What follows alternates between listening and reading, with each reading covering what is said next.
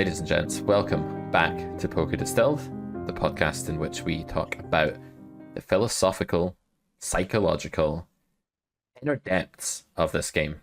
And today I would like to start at the most shallow waters possible.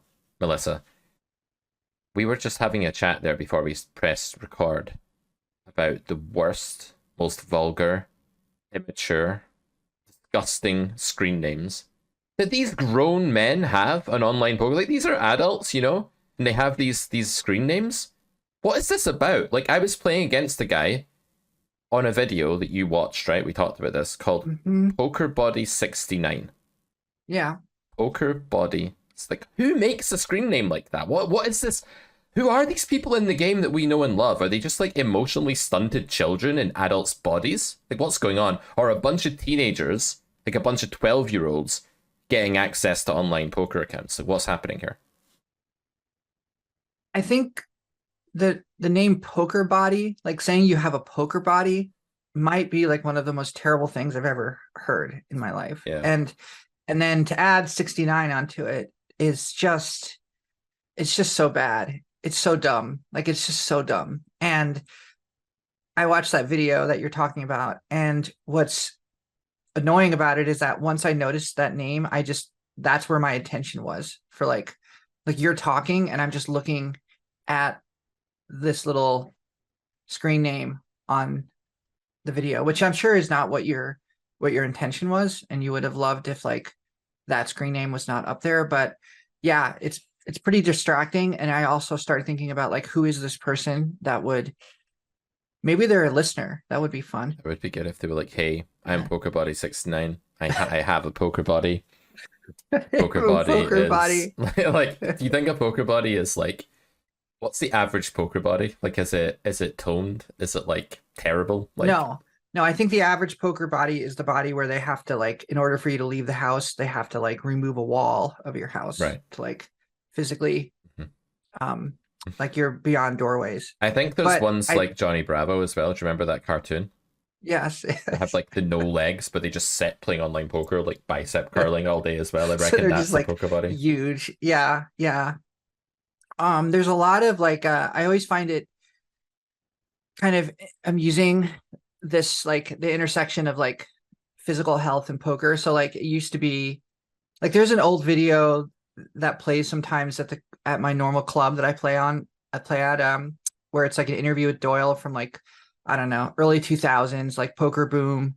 And like, he's just like really overweight, and he talks about how like, oh yeah, like I never exercise. Like, I just like sit at the table like all day. Like, he was just like, I acknowledge that, I don't really care. And that's what also made it like kind of cool that he just was like, didn't care. And he was like, yeah, I guess I should probably get out and like exercise, but I'm just coming here to the Bellagio every day and winning money, so I'd rather do that.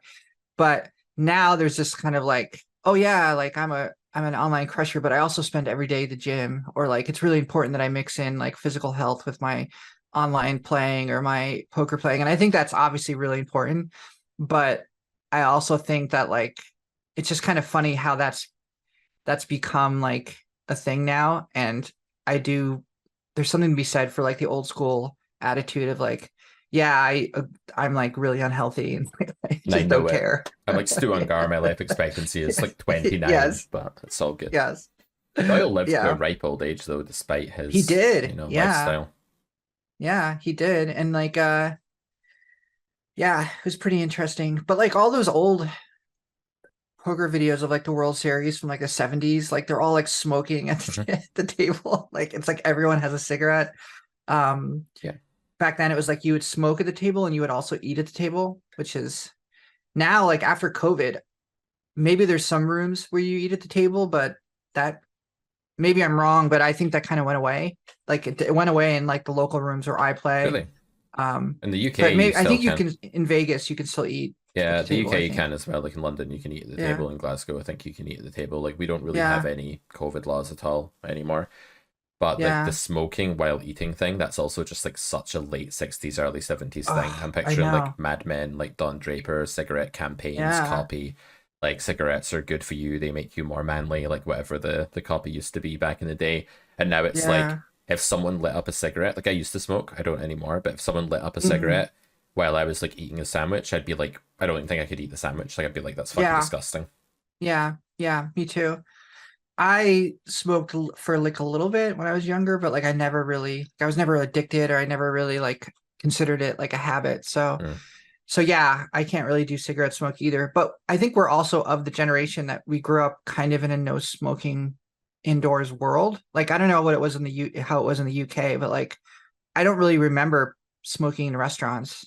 No, I remember smoking in pubs when I was really young, when I was like 18 or whatever. And Okay. like obviously in the UK, you can drink like a few years before Yeah. you can in the US, and you can smoke What's the drinking indoors. age in UK? It's 18. like 9, right? Yeah, like 9. 4. In Oh, Scotland, it's 4. Like as long as it's you, 4. as long as you can tie your shoelaces, you can As buy a long as you bottle of whiskey. drive, you have to You drive have to home. drive, That's yeah. the Actually, our yeah. drink driving rules are extremely strict here. They're like probably way stricter than they are over there, like in Scotland specifically. And this may well be a counter measure to the country's chronic alcohol problem.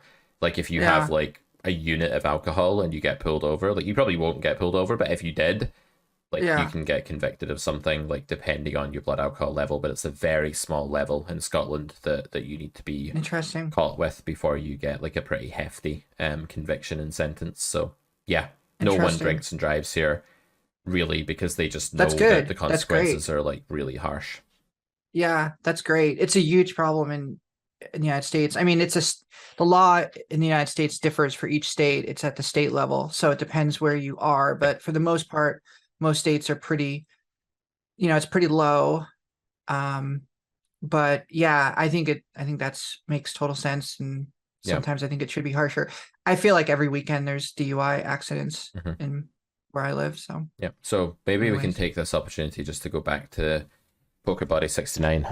yeah. When I see Polka Body 69, like that screen name or any screen name like this, not to single out this one player, I picture this like toxic man that's still like a child at heart and like doesn't have any friends, and like I'm really gonna like offend Polka Body 69. Maybe they're just like a normal person and they just made that name when they were young. I mean, I made characters when I was, what was that about, right? So Yeah, maybe I'm but just that's not gonna, that bad. well, I mean, the intention behind it wasn't as good as like, well, it wasn't horrible. It wasn't like graphic, and it was a bit immature. Anyway, one day I'll reveal the secret of what characters actually meant originally on this podcast. Maybe, maybe not. Maybe I know you told me one time. I you already asked. know. Yeah. So Yeah, but I won't tell. I'll let you go.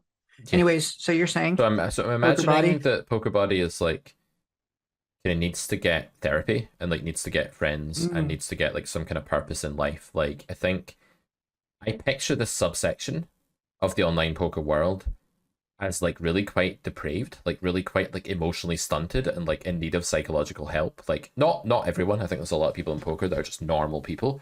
And I think in our hmm. Discord group, most people are just regular folk that you would meet in Sure. any industry, and they're intelligent, successful, normal people Hmm. that have just got a passion for poker. But Hmm. I do think there's this underbelly of like, you see it in casinos, right? You see this underbelly in the live scene, but I think it also exists online. And I wonder if like Poker Body 69 is that guy that you just cannot fucking stand playing with, that you have to play Mm, with like, once every week or whatever. Because there's hmm. so many screen names like that. I'm just like, are these children? Like it sounds like the screen name I Yeah. would make when I was like 12. This isn't the topic of today's podcast, by the way, guys. I just No, wanted to vent a bit about it. I don't know. I don't know why people do what they do. I feel like I think it's probably a lot of people they just made it when they were younger, and they just kept it, and it's just what, it's just their screen name. But yeah, I don't know. I can't imagine what that what these people are like. And we're keeping it relatively clean in this Mhm. conversation, because there's a lot worse names out there Yeah. that we could be repeating. We don't mean to pick on Poker Body, but that's like the most kind of, I think, uh like PG name or PG-13 name. There's ones that are like much worse, that are Well, like aggressively awful. I saw one once and I'm pretty sure it was Biggest Dickus, Hmm. things like that. So same Nice. kind of Yeah. vein. I could pull up Poker Stars right now and we could just go through a list of screen names, but I don't think that's gonna make for No, a that would very be, good episode. yeah. So let's go on to the actual topic, Let's move Melissa. Why on. don't you Yeah. introduce the main feature now that you've had that little little thing to whet your appetite out the way, let's get to our main blockbuster topic for today. The blockbuster topic for today is poker biases or biases. I think we all have them. I certainly have I have more than one. I have different ones that come and go different time, the situation, and depending on what I'm facing or how I feel. And by poker bias, I mean, I don't know if bias is the right word. That's just what came to mind last night when I was thinking about this topic. I was actually playing a live cash game last night, and was kind of running kind of terrible for a while. And I felt myself wanting to aggress more in spots that I knew, just both in theory and probably as a deviation, aggression was not the best kind of action. And so I kind of was aware of this, and I was thinking to myself, what is this? What is this kind of inclination I have? And so I thought of bias as a way of describing an emotion, or not an emotion, but a action that you take that is not, that arises in a situation that would be considered suboptimal. So for instance, one of my biases, aside from aggression, is overcalling. So I think I can say that I'm not like a calling station. I don't have like an enormous leak in my game. I don't call all the time, but I definitely, if a situation's close, or if I feel like maybe I'm a little bit unsure of what to do, I lean toward call rather than lean toward fold. And sometimes, because it's not a huge bias, a lot of times I don't even notice. But there's times when I notice, and like last night was a time when I noticed, because I kept getting into hands where I was losing on the river, and there were cards that would like pair the board, or cards that just, I think there's situations where I could have folded and I called instead. And so I wanted to talk today about this idea of like, what is your bias?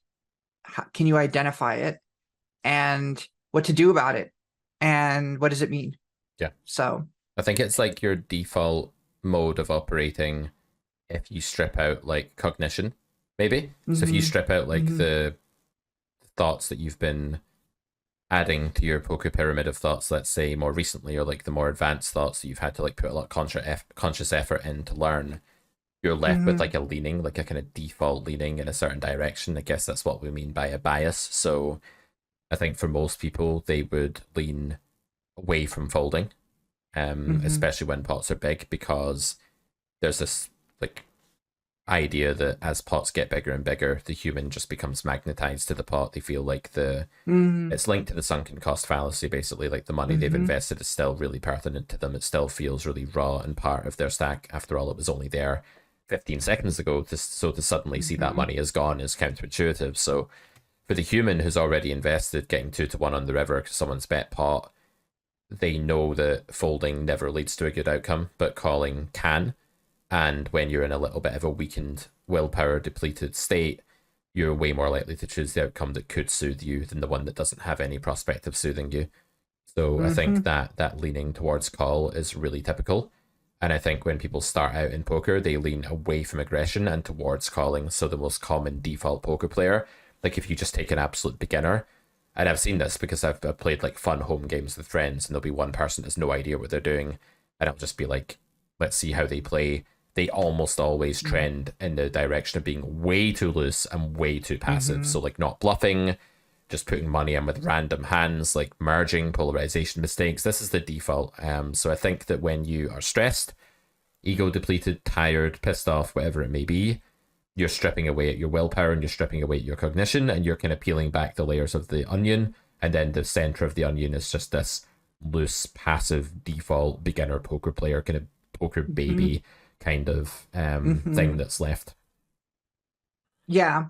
I think too, there's this sense of like, I just need to know what they have. So like, there's this, if you're really getting beat up in a session and you feel like maybe you've been folding and you just feel like this just can't keep happening. Like they can't just always have it. I can't always be bad here. And this doesn't really happen to me that much anymore, but I definitely feel that curiosity sometimes where it's like, it's worth it. There's a little voice in my head that says it's worth it to pay this price just to learn just to see what they have here. Yep. And to know, am I being bluffed? Am I good? Am I not good? Am I just running into it? So there's a need to kind of confirm whether it's the universe against you or whether you're just missing out on, people are just exploiting you or something. And sometimes it feels like, oh, it's just a pot size bet on the river. Like you said, 2-1, I'll just pay this price and get this question answered. And then I can move on. And that the thing that's really kind of tricky about that is that it never feels good, especially if like they show down the nuts or something and you're just like, and then once you get past the hand and you think back, you're like, well, clearly that was like, that really wasn't a good call, or my thought process was all muddled on that, or I didn't think clearly about that. And then you feel worse. Right. So I think this is really to do with the distinction between tornness and lostness, right? So I've talked about this before in videos. When you don't know what to do, it's either because you have thought about it and both answers seem pretty close and you're struggling to choose between them because you're literally being asked, like, do you open envelope A or envelope B, and you don't know what's in them, and therefore you don't really have anything to go on. So if I'm like, I've exhausted all of my thought process, I'm on the river, I'm like, man, this feels like a close spot, pool slightly over bluffs here, but this player looks a bit tight and this texture's a bit under bluffed, but that sizing is a little over bluffed, and I have all these like data points pointing, pushing and pulling me in different directions. Then I might at the end of the day click call, and I also have a call bias because I like adventure and I like not backing down and I like seeing what happens and I love the feeling of winning. So because of all of that, I know that if I surrender to closeness and just say this is too close, I'm going to end up probably calling. That's why I have an RNG, and sometimes I remember to actually use it in those situations, if nothing else than just to keep myself on the straight and narrow so that I'm not like acting on desire, because I don't want to be acting on desire. Even if there's a 0 EV gain or loss associated with it, I still don't want desire to dictate what I do. I'd rather train myself to click the RNG and have the discipline of that rather than be like governed by my type 2 thinking, my inner demons, whatever you want to call it. So that's closeness or tornness, right? I am torn between two legitimately objectively seeming close options. This is the key part, having put in a thought process and exhausted my cognitive abilities, basically, I'm still torn. If you're lost, it's either because the spot is too complex for you to understand well enough to get close to a decision, or that you have chosen, and this is usually the case, you've chosen not to embark on enough deep rational thinking. You can be lost in a spot. You can be like, oh man, I don't want to call this bet. This bet's big, but at the same time, like, they can't have it again. I'm running so bad today. If I call, I'll get to C. None of these thoughts have anything to do with your EV. Red flag, right? None of them have anything to do with your EV. So if you end up making a call based on thoughts like, I don't know what to do, but I'd like to see, and then afterwards you're like, man, that was so objectively obviously a bad call, it's because you actually shut down your own cognition. You shut down your own rational deliberation, and that's no accident. You did that intentionally, and you better bloody believe that's no accident, man. You did it intentionally because you didn't want to go through the pain and the discomfort of folding and of deliberating to the point of folding and slowly beginning to realize that you should fold and then acting out that fold. Why did you not want to do that? Because that's like lifting a big weight. That's a big mental weight. It requires a lot of willpower, and maybe you don't perceive yourself to have enough willpower in that moment. So the brain just snoozes the alarm clock. It's just like, nah, I'm not going to deal with it. I'm just going to put those thoughts on snooze because they're too energy demanding and they're requiring too much discipline. And instead, I'm going to tell narratives about how bad I've been running, about the way they put the chips into the pot, about the fact that I need to know, about the fact that I'll be able to use this info in future. Something that just doesn't tell me what the EV of the call is. And then you call, and then you regret it. Because you realize only at the point when you get punished does your brain go, ouch, I should never have. And when it does, ouch, I should never have, it's telling you, hey, there was something in your process there that caused you to make a bad choice. Fix it so that it doesn't happen again. And maybe that's your window to actually take some accountability, because God knows the next time you're in that spot and you're low on willpower, you're going to do the same thing again, probably. So when you get that epiphany of like, man, I shouldn't have done that. When you wake up the next day after your session, you're like, that was a really bad call with the king I made there. I shouldn't be such a station with second pair in that underbluff spot. Instead of just having all those technical thoughts, you should actually examine, how did I get to that call? Oh, I got to it by just accepting that I was lost instead of trying to solve the spot. Was I torn? No, I didn't do an objective assessment. I didn't exhaust my cognitive armory of thoughts.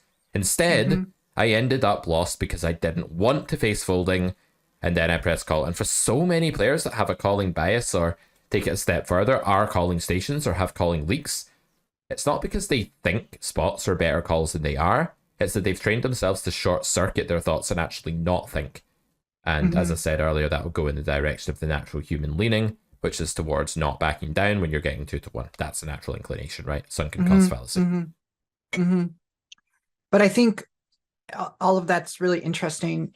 And I think for me, at least, as I play more, and I think as I improve as a player, I've become more accustomed to using those tools, those cognitive tools, to where it's like, it feels like, oh, I have this tough decision in front of me, this tough situation, and I have this whole like chest of tools and weapons and everything I can use, or I can just like default to this kind of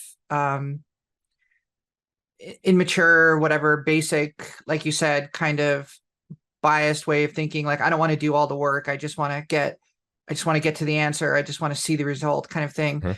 And definitely when I started, I would move toward that side. But I think as I've gotten more accustomed to using the tools, and more tools become available as you learn more, and you become more accustomed to kind of going through the process, it's less of a lift.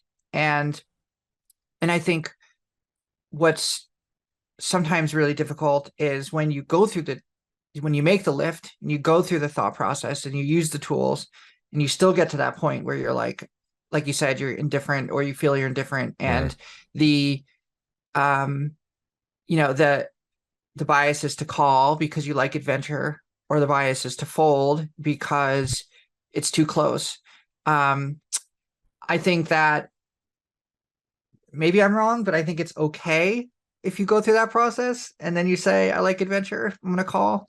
Like, it doesn't seem like a huge, like, because I don't know, if you've used the tools that you have, what else is there? I guess the temptation is, though, that if you work backwards in a sort of tricking yourself kind of way, right? So if you imagine that I get into the habit of saying, right, I'm going to put the RNG away. If I think it's really close about whether I'm bluffing or not, I'm going to bluff, or I'm going to call instead of folding. Then I start to give myself little rewards, little dopamine hits of like, I get to press the button I want to press, right? I get to be a little bit like a naughty kid getting its own way. And I start pressing call, and I know that I have that reward. And I think the danger there is not that, like, if we fast forward to the end of the deliberation and we know the deliberation has happened, like if we know that's taken place and we have fully and honestly exhausted all of our tools, then there's no problem with it in a vacuum. The problem is that when the dopamine reward habit forms of me being like, I get to do what I want if I tell myself I've exhausted deliberation, well, I now have an incentive to pretend or to delude myself into thinking I've exhausted deliberation when I haven't. And that takes us back to the very problem that the unsophisticated player with the bad mental game has, where they're desire driven again.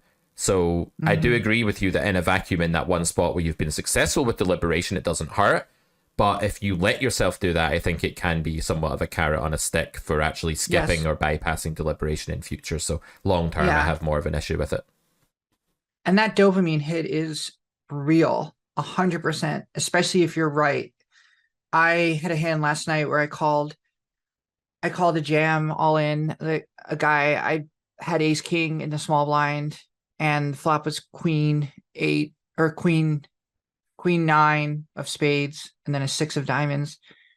And I bet like it was a 3-bet pot, button, small blind versus button. He had flat called my 3-bet pre, and I bet out 33rd B as a B33, and then he just jams over the top of me, and it was so quick, and it was so bluffy, and it felt so bad in the sense of like everything about it was just red flag, and I didn't snap fold, I didn't snap call, and I went through the process, and I, knowing him, and we had been at the table together for about a couple hours at that point, and I played with him before, and I know that he's super aggressive, and he doesn't necessarily do well in 3-bet pots, and so I called, and it was a negative EV call. That was confirmed later when I got home and looked at the solver. But well, no, it was confirmed that it's theoretically negative EV, not theoretically, not you're that right. it's negative EV for you in that moment, right? Okay, that's correct. That's an important distinction. Yep. You're right in theory. So it was a massive deviation on my part to call, and I was right. And he had like a 8 something. He was on some kind of a draw, and he just said, "You win," when the river bricked out, and so I won with ace king. And I looked like this boss, right? Yeah. And that was a really big dopamine hit for me, for sure. And, as I drag the pot, and I think, okay, like, was that right or wrong? And kind of trying to process it. And I did go through the thought process. I did do the heavy lift, and I did understand that I was making a deviation based on the situation at hand. And it just happened to work, and it felt really good.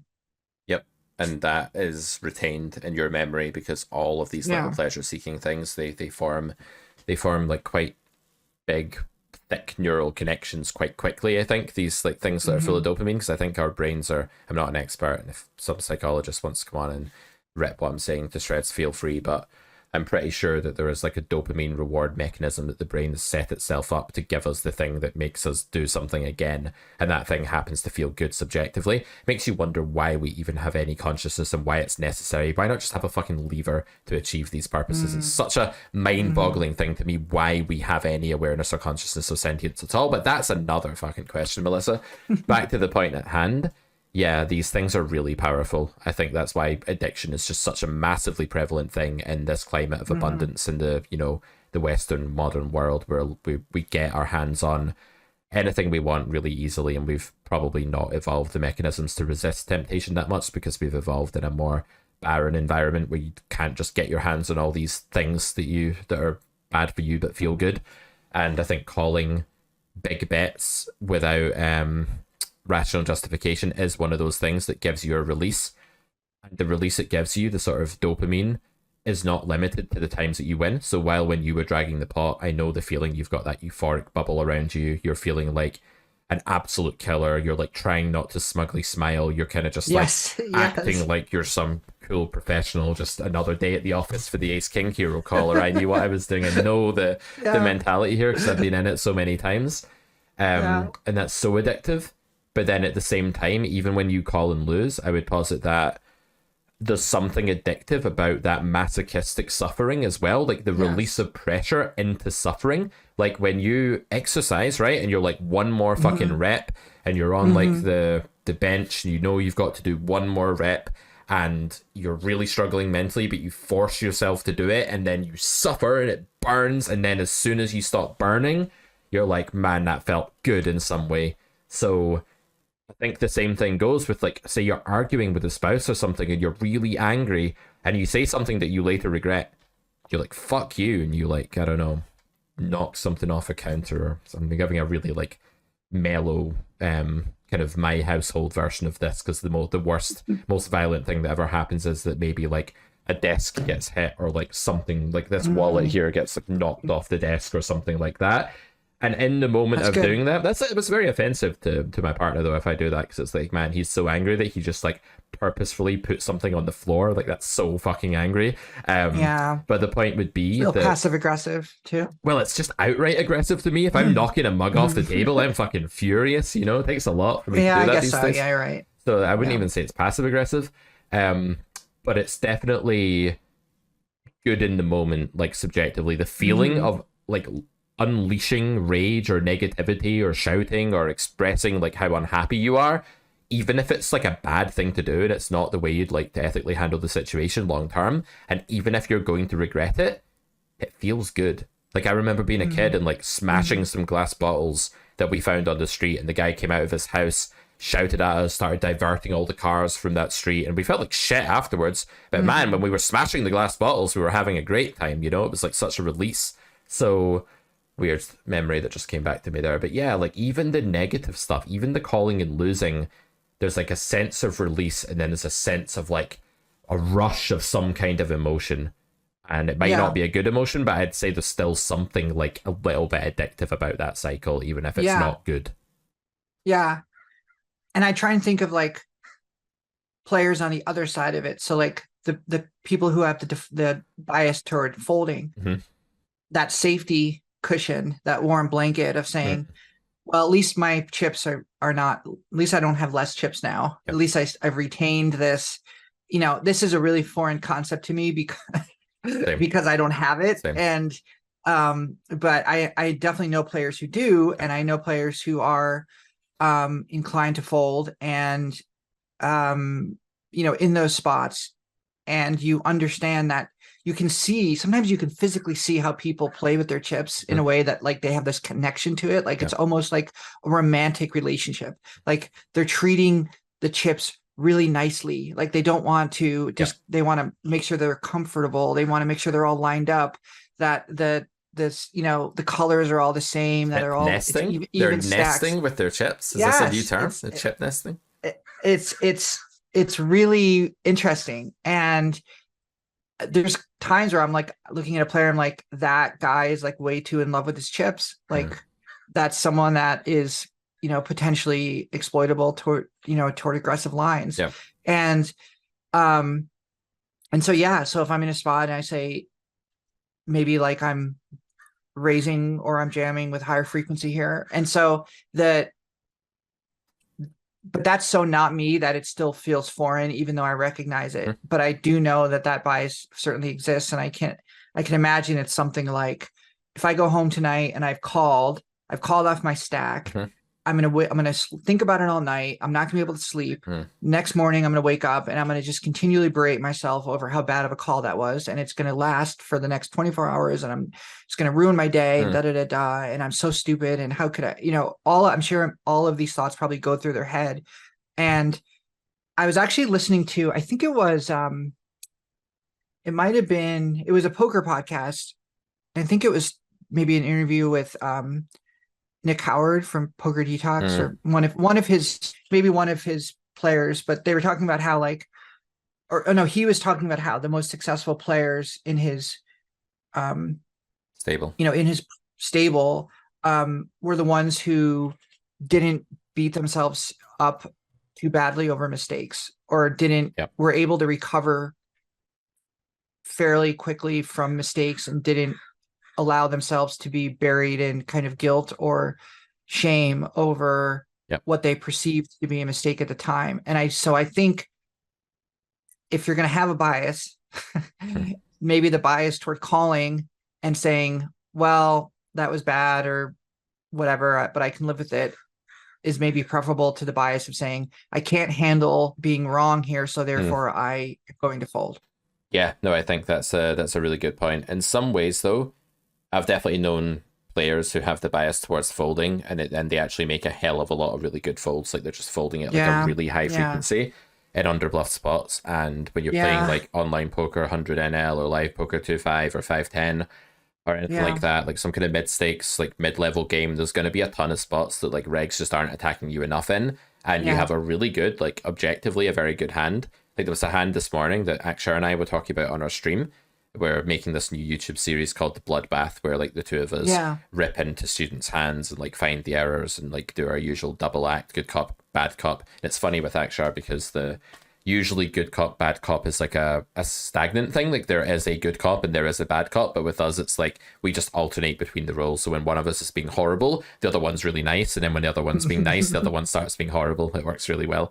And we had this hand this morning we were reviewing from someone that sent hands in on the Discord server, and they had pocket aces. It was like a 4-way pot. They open hijack, they get 3 callers online, 100 NL I think it was, and it goes, they bet third pot on flop, and it goes call, fold. So they go 3-way to turn, they check the turn, first to act, the turn brought a flush and a straight, It's like a really low middling board that's now 3 straight 3 flush.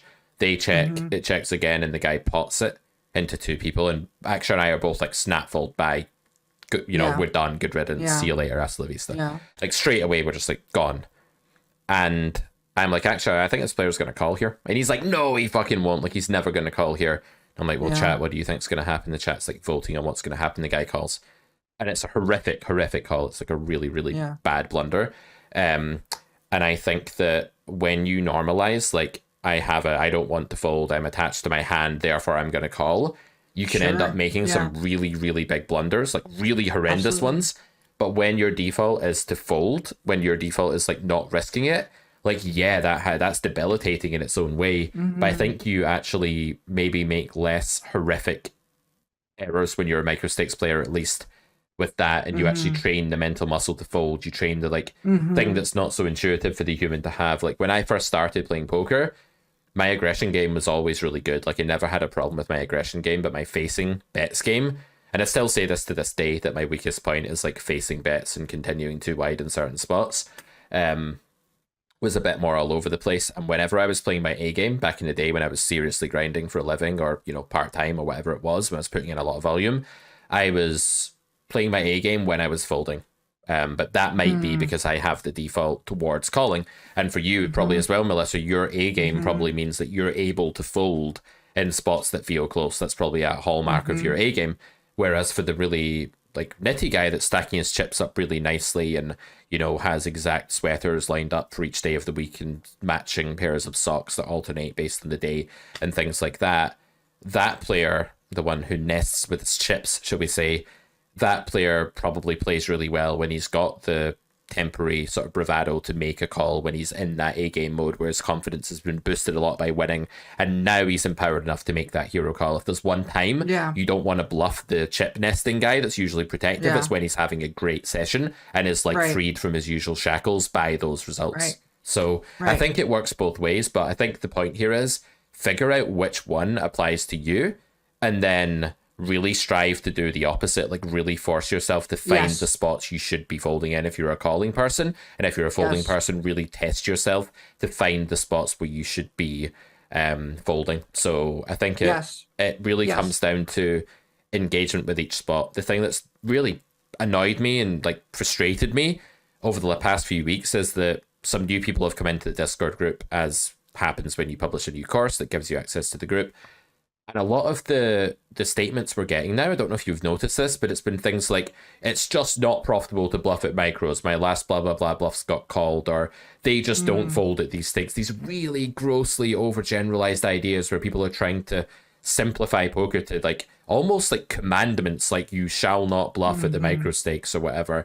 And it's just so wrong. You really do just have to engage with specifics. But what you'll find is that if you're a caller, if you do a great job of engaging with specifics, to the point where you don't need the bias anymore, you'll do more folding, and that's great. That's A game. And if you're a folder, you'll engage with specifics and find hero calls, and you do a little bit more calling. It shouldn't swing dramatically. It should just be that you're gradually feeding in the thing that you didn't used to do as often. That's a sign of your A game, and you're doing it in a, you know, calm, composed, thoughtful way. Yeah, that's 100% true. I get that completely. And I think when I'm having those A game sessions, I am making those folds. And when I'm having a B or C session, then I'm not. Really, it's true. That is true. And I think I kind of know that. I knew that intuitively. And when I was thinking about talking about this today, it's actually when I was driving home last night and thinking about this topic, I remember thinking to myself, that can be kind of the lift for me, is maybe making those folds in spots where I'm not inclined to make them. I wanted to talk to you about another bias that I have that maybe is more common for players who maybe are a little bit more aggressive naturally, is that like I'm constantly wanting to get people into 3-bet world. And so there's spots where I look down at my cards and my position on the table, and I know that it's a fold. A good example of this would be something like Jack Queen off. You didn't want to say And jacking off on podcast, right? jacking You want to say that? thank you, Mr. Poker Body. Um, no, I didn't. I guess I could have. That hand would also maybe Mhm. apply in this situation. Anyways, a spot where I'm like, this is an equilibrium, like high frequency fold. Hmm. And maybe even worse, not only is it a fold in equilibrium, but the player that's opened is like really tight, and maybe is someone that's been stacking their chips, and likely like an early open from this player is not going to be, is going to be something fairly strong. Yep. Um, but I three bet anyways because my inclination is to get that player into a world that I feel comfortable in, Yep. and maybe they don't. And like I'd like at like in 1-2 live and 2-5 live as well, but especially in 1-2 live, the three bet pre world, like that's my world. Like that, I Yep. love that world and I feel very comfortable in that world. Mhm. And a lot of players don't. And so when I feel like I've brought, like, if it was like a Marvel movie or something, like I've like reached out and like brought them up into this like world where they're just like, what's going on?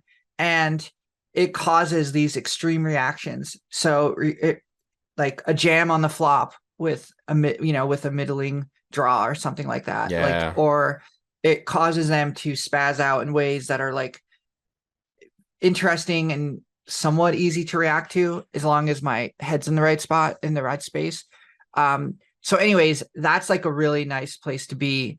And generally the pool at 1-2 live is more, they like to call pre and they play passively post.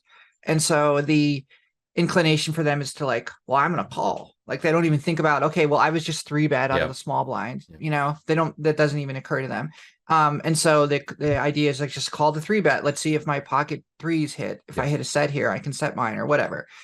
So anyways, that I feel like that gives me this kind of advantage, and that's been confirmed a lot. And so when that goes well, it's great. But I also find myself in these positions where I'm bringing people into the three bet world Yep.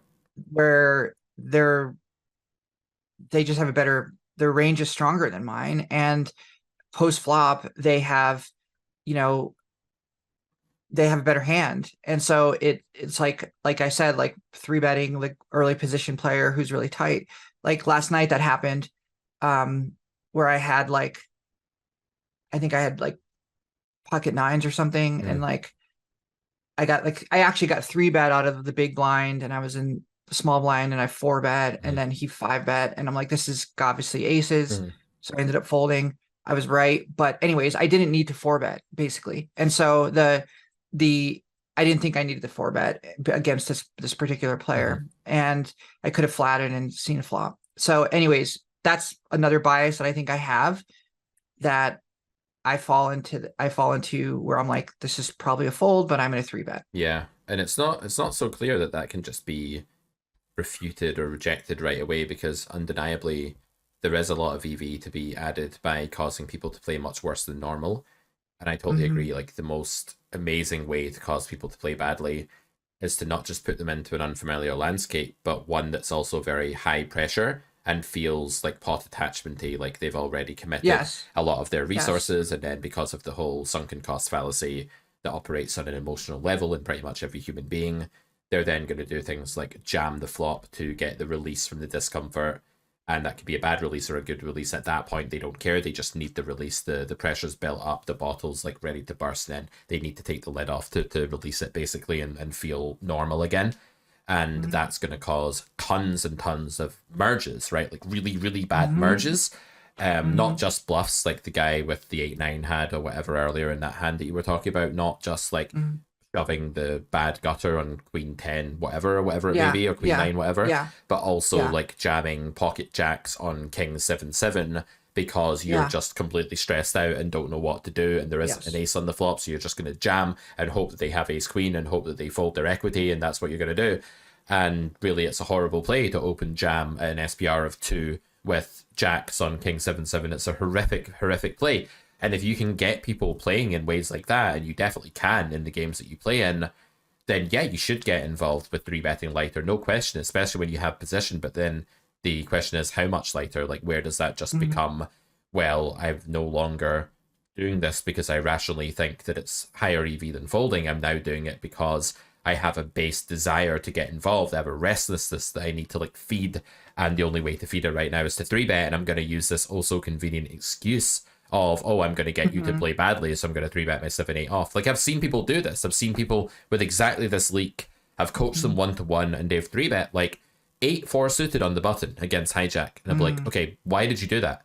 And they'll be like, because I think I've got an edge in 3-bet pots, or I can play better than them. And it's like, okay, but this is like a -2 big blind play in theory, and the pot's tiny, so how on earth do you purport to get that back? Okay, if the player is hyper passive, predictable, face up, and horrible, and you're deep, maybe. But for the most part, you need to know how far you're deviating. That's why I'm always saying to students, know the baseline. It's not okay just to know that jacking off isn't okay in that spot. You see what I did there? We're going to call it king jack off from now on. Good.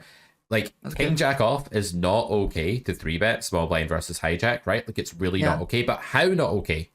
Because ace jack off's not okay either. But how not okay? Right. And ace 5 suited is like, okay, but how okay? Right? Rather than just, this is in the range, this isn't. That's useless. We need to know how far deviations actually are. Which is why I say to my students, here's a range file. Here's simple preflop, a free program. There is a paid version if you want to do your own solving, but the free version will allow you to actually open up any range, and I give my students range files, and I say, have a look at that. Now, how big a deviation did you actually make there? How many big blinds did it think that was losing, in theory, for you to make that play? Know how far you're deviating, you know? Like, if you want to call 6 deuce suited against the hijack min raise in the big blind, fine, I don't care. That's like practically break even. Like, you don't really need much of a scale edge at all until that's a no-brainer. But if you want to call 6 deuce offsuit, now I don't even know what needs to be true. It needs to be like the most absurd situation ever. So just adding the implied odds of being able to make a 3 flush, right? With 3 on the board rather than not is enough to swing that by like multiple big blinds, probably. Like, it's enough to make a huge deal, because the pot's obviously so big sometimes when you do make the flush, and it's worth a lot more money than just what's in the pot. That's how implied odds works. So understanding some of these things, I think, is just really important. Always having the baseline and asking yourself, am I ready to dive into an exploitative thought process? Meaning, like, have I actually computed the baseline here? Like, you're on the turn, you're in a 3-bet pot, you're considering double barreling as a bluff. How bad would it be in theory? Okay, you think the guy's a chip nester, you think the way he's nurturing his chips, he's a bit too tight. Okay, fine. But you've got ace 3 on a board of like queen 8-7, and a flush just came in and you don't have that card. Right? Yeah. How big a mistake is it to bet ace 3 on queen 8-7-6 as a double barrel when a flush comes in the turn? It's really, really bad. It's like minus a few big blinds. So in order to make that play now, it's not enough that this guy's folding a few percent too often. He needs to be like giving you some tell that he's ready to fold. If you've got that, okay, well, now you can make a massive adjustment. If the guy's nurturing his cards and chips in a way where you're detecting that, hey, there's like a 90% likelihood that this player's ready to fold to a bet, I don't fucking care what you have. You could have 2 like napkins from the ground. You could have like no cards at all. It doesn't matter. Just go ahead and do it. But if all you have is like, oh, this guy's just generally like a bet too tight, that's probably not enough to bet like ace 3 of diamonds on queen 8-7-6 with 2 clubs, with 3 spades and a club. It's just not enough. So you need to know where the baseline is. And if you forget to check in with yourself on that, you get into this reckless, dangerous habit of just justifying the most outlandish plays based on a mono thought justification. And you want to be careful about mono thought justifications, because usually A is not sufficient for B. It's just one factor pointing towards B, and you also need some other factors as well. Right. Yeah. Yeah. No, absolutely. And that's, I try and get myself into the habit of just every time on every street, the first thing I say is like, is theory in my head. It's like, just like a trigger, like, okay, like what is a theoretical, like what in equilibrium, like what's going on, like theory, because it's so easy to get swept up in the, you know, in the deviation, in the world of the hand and what that person's doing and blah, blah, blah. And all these other factors that are so much more difficult to kind of parse through and to get some kind of message from. So yeah, that theory is like the anchor. It's the life it's the life preserver. It's like that little, it's like you're in a choppy scene. It's the life preserver that's thrown to you. But yeah, and what's even more interesting for me is that the more I do it, the more natural it becomes. And it actually is the idea of like going into any kind of a street without that is like terrifying to me. It's like, God, like just starting with the deviation, like, God, that's like jumping off a building without a parachute or something. Yeah, yeah. Like, that's just like ridiculous. You made me laugh when you're like, when your example of like, okay, maybe if you have ace, like, you know they're gonna fold. Well, like I'm thinking to myself, well, how would I know they're gonna fold? And like that made me think of like the OMC angle. This is like the classic old man coffee angle. These are my mortal enemies at the table. Like I will never get along with OMCs. They hate me. I don't like them. Like that's just how it is. But like when like they don't want you to bet, they start like touching their chips as if they're ready to call or like they're ready to like it's so low. It's such an Fucking angle. parasites, Like, man. Yeah. it just made me think of that. Yeah. I've had so many hands with those types of players where I'm thinking about barreling the turn and I just notice off the corner of my eye, they start doing this, shelving the chips like, all right, like you ready? Let's do it. Like we're going to get it all in. And it's always bullshit. It's always like, it's just always so empty. And you make the turn, you make the turn barrel anyways. And they just, and they fold or they do whatever they're going to do. But yeah, what's even harder is when someone says to you, like, you're winding up for a really big bluff. And I haven't played live a lot, like in recent times, but I did play live like 6 months ago, last time I was in London. And this one kid, like, knows who I am and stuff. We like had a bunch of conversation at the table. It was nice. But then he starts like saying, like, I'm winding up for this big river triple barrel in like a 3-bet pot or something. It's going to be like £200 into like a pot of 110 or something like that. It's like a lot of money left over. And he starts going, well, if you bet, I'm definitely going to have to call. And he starts saying stuff like this. And to me, as a non-live player, I'm not used to that. That really rattled me. Like, I'm going to be totally honest. That really rattled me. Like, I suspected it was possibly table talk that he didn't want to face the bet, but I also thought some people are just really genuine and they're just thinking out loud and stuff like that at the same time, and it's so hard to like not break character at that point. So let me like put that to you. Like, imagine you're in that spot, you're winding up a big bluff, and a guy literally like turns to you and says, I'm gonna have to call if you put it in, or something like that. Like, does that deter you? Or like, if not, how do you then keep it together? Like, it's a tough one, right? It is a tough one for sure. A lot of it is player dependent, but I generally ignore what people say 100%. Right. Just ignore it flat out. I think that statement's a tough one because it could incentivize me to bluff. It could incentivize me to put money in it. And then you also feel like terrible if you check. Like, and they check back. They roll over some hand they're folding. Second pair. Yeah, exactly. And you're just like, oh, I feel so defeated. Yeah, that's a tough one. Or if you put it in and then they're like, well, like I said, I have to call them. They call you, and then they're like, they told me they had to call me. It's also tough. They're like, I told you. Yeah, yeah. That's tricky. I don't know if there's an easy answer to that. I think it depends. A good example of that was a couple weeks ago. I had ace king, and it was I had ace king in the small blind, and it was a 4-bet pot, and guy in early position calls me. He's kind of this old school live player who's actually like a decent player. Like he has like, as like a live player, he's like probably has like some skills that you just very few live players have, like that he just learned over the years. And he's incredibly difficult to play against because of that. And he's not like theoretically very sound, but he's just like an old school grinder that is just good. I know the type. Yeah. And so I have ace king, and like the flop is like all low cards. I bet out like 20% pot. He calls and then turns like another low card, check. River is a jack. And he says to me, well, if I don't bet now, I'm not going to win. And he bets like 75% pot, maybe pot. And I folded, and he turns over ace queen. And he got me to fold ace king in that spot. And it was just like him saying, well, if I don't bet now, I'm not going to win. It was exactly right. Like he was exactly right. Like he put me on ace king, and he was like, if I'm not going to win with ace queen with showdown value, I have no showdown value, I have to bet. And he just said it out loud to me. And I thought, well, this is like, maybe he just like gets here with like a jack, some jack X, which doesn't probably make a lot of sense. Or I was thinking maybe like I tens, think he can have Jack tens X. Like to you've bet yeah, 20% pot on the flop. Like he's gonna have to float if he's a decent player. He's gonna call most of yeah, his range to that. yeah, Yeah. yeah, and so, but his bet on the river was pretty big.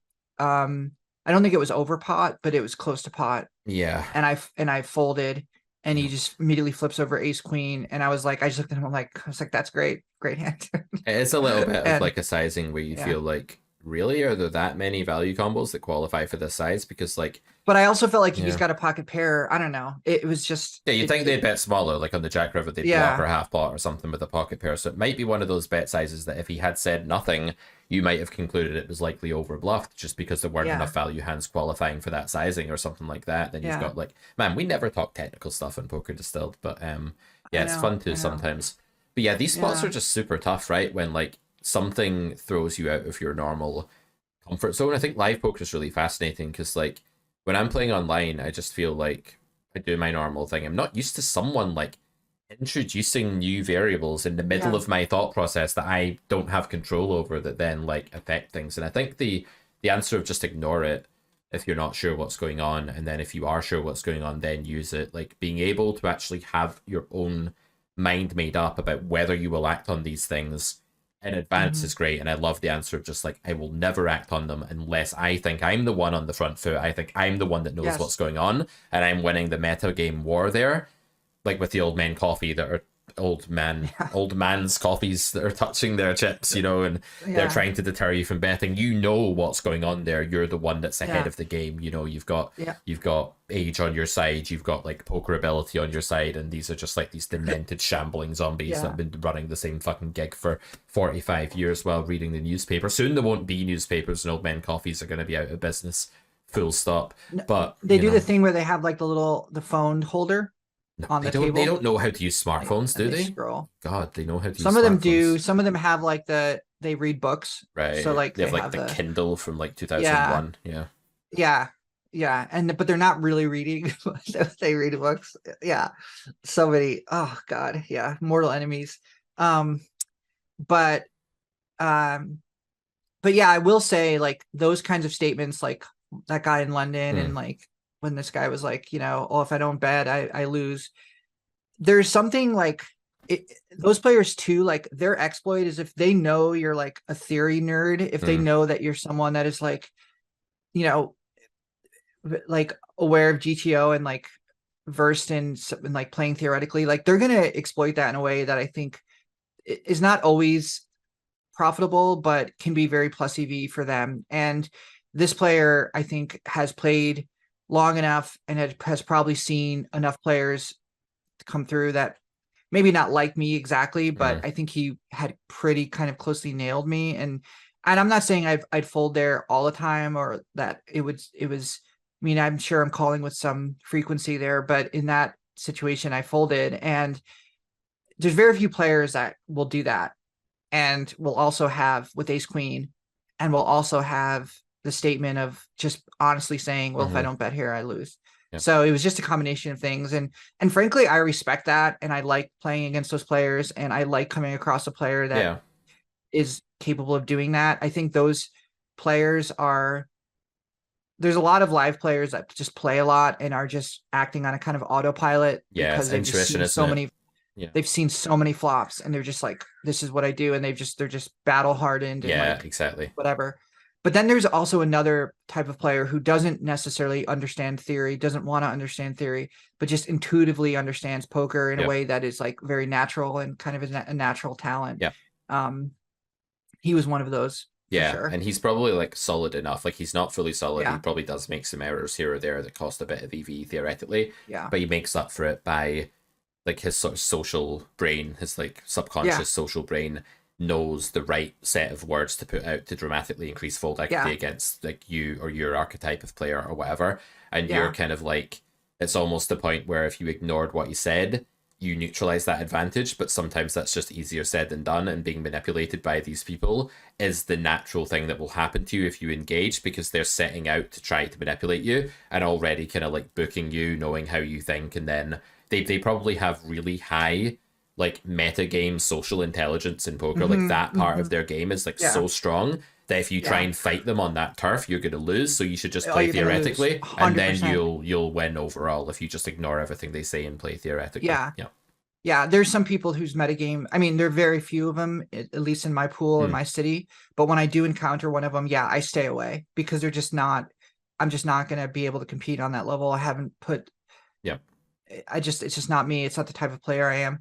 He also had a really funny line when he ended up like, he won a ton that night just through a bunch of other hands that didn't involve me. But when he was getting ready to cash out and he was stacking his chips, I was like, I told him, I was like, it was really, good playing with you. Good to see you, blah, blah. He goes, as he's stacking his chips, he goes, well, every dog has its day, which I loved.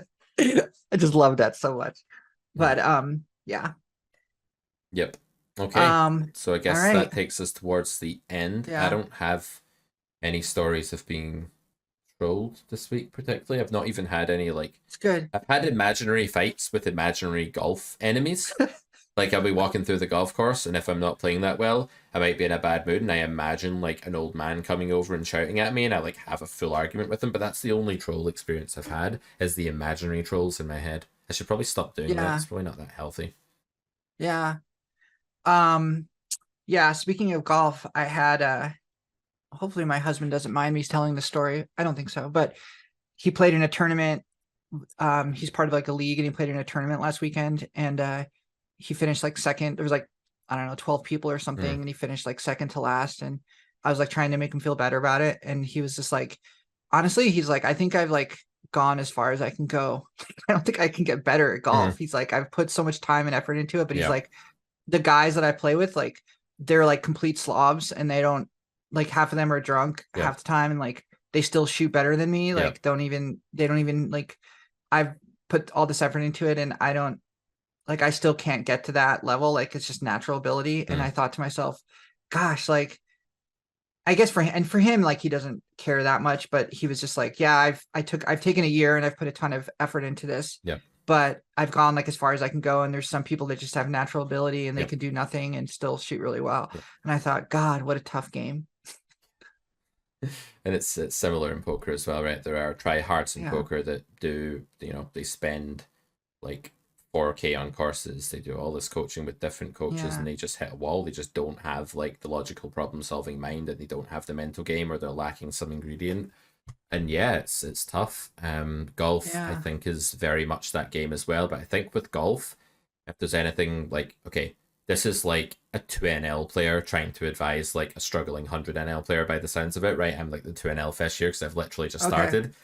So I'm Mhm. not like preaching by any means, but what I might say to your husband is what my limited experience with golf have been, and this might just be that I'm a total noob, but it's been like nothing happens, you stagnate, you get worse, you get way worse again, everything falls apart, you're terrible, you can't do anything right, gets a bit better, gets a lot worse. And Mhm. then there are these like eureka breakthrough moments. Like I had one with my driver for the first time a few days ago when I did coaching, and like I literally rocked up to this coaching session. I was like, to my coach, who's fantastic by the way, this guy's an amazing golf coach. If he's listening, he won't be listening to this as I play Nice. poker, but he's a very, very good teacher. And I sort of said to him, I can't hit driver, like we hit a bunch of irons. He said, okay, we'll hit the driver. And I just rocked up, and something about that environment, something clicked in my head, and I was just hitting like bomb after bomb after bomb for the first time in my Nice. life.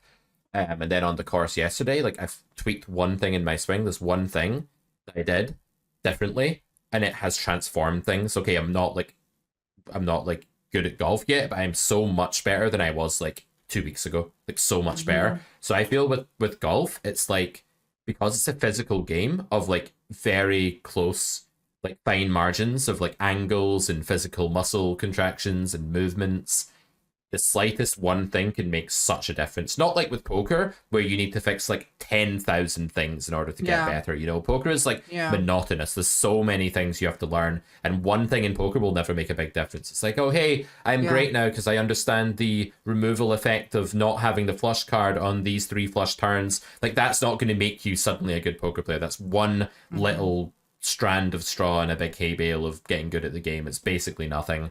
But with golf, I do think like one of those strands of straw can be like the Yeah. one that fixes your whole game. So that might be some encouragement I would give. I would just like give the analogy of poker and how it's not possible there, but in golf, with it being a physical game, I really do think that like the right tweak, finding the right tweak sooner or later, can like suddenly just fix so many things. That's what I've found so far, and that's good. I'm super That's good to stoked know. to find more of them, honestly.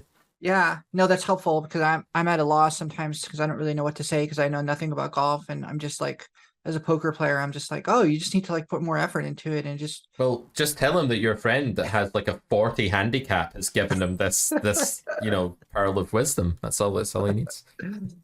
But golf is amazing, man. I can't stress enough just how fascinating it is. Like, it's so consuming. I don't know, it's just something about it that's like almost instinctive. Like, hit ball with stick and get ball in hole. It's like, it just feels good. It feels right. It's like man behaving as like man does in State of Nature or something. Like hunting. Maybe it's to do with hunting. I don't know. Well, this has been another episode of Golf Distilled. So no, thanks everyone for listening, and please like, subscribe, comment, tell us what you think. We appreciate it. Anything else, Pete, before we go? Any other? I don't have a student today. That's why I'm not like, oh, I have to go, Melissa. I have a student. So now you can see that it's not just when I want to escape your company that I say that. You go. Got it. Oh, well, that's good to know. Well, that's I appreciate the honesty. Yeah, there we go. All right, guys, we'll see you next week on Polka Distilled. Bye-bye.